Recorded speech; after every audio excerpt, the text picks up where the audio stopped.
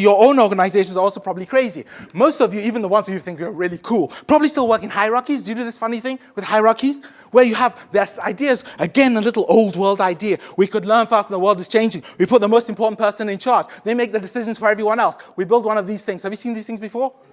Okay? And then we build it, and it's huge. And young people will come in, and where do we stick them? We stick them at the bottom. We tell them a specific lie. The lie is one day you two will be at the top.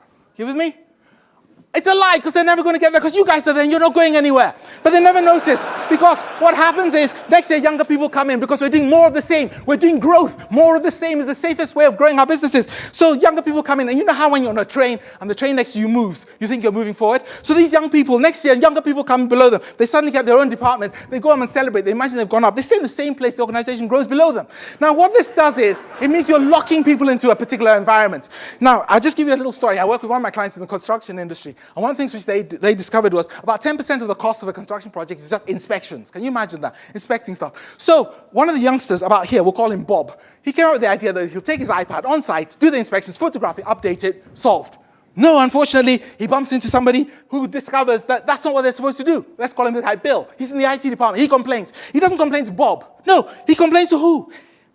Bob's boss? No, to his boss. How crazy. Why? Because in this organization, they do this thing, they call it reporting lines. I don't know if you've come across this. 400-year-old idea from naval history, when the ships used to have sails. You remember that? Captain wants to move the sails so the ropes don't get tangled. He issues an order. It's noisy at sea. Nobody can hear. Lash the yard down to crew angle. First officer hears, passes it on. Lash the yard. Goes all the way down the chain. So the guy who does the work, he has to report back so they can move the next rope. Yard lash, hoist the mainsail. That's it. They didn't have mobile phones. They couldn't communicate. That's why they did that reporting stuff. Anyway, these guys do it. It goes up and up and up. Each time they change the story. By the time it comes to you, it's all about bring your own device and stuff like that. So you say, no way, no way. So 2 lightning bolts come down. One zaps Bill, one zaps Bob. Do you understand what this does? It means that Bill learns he'll never show anything. He's never going to learn anything. And Bob will never try anything ever, but wait for an opportunity also to get revenge on Bob. You with me? So what happens here is you are the ones who drive the learning. You command learning and it happens. So what we used to do in business schools was we'd incarcerate people for a minimum of 3 weeks. We'd send them off. We choose them individually. We take them off into different parts of they call business schools. We lock them up. Nowadays, we just do it with corporate universities, and the sentences are just more linear. So they're shorter, basically 3 to 5 days.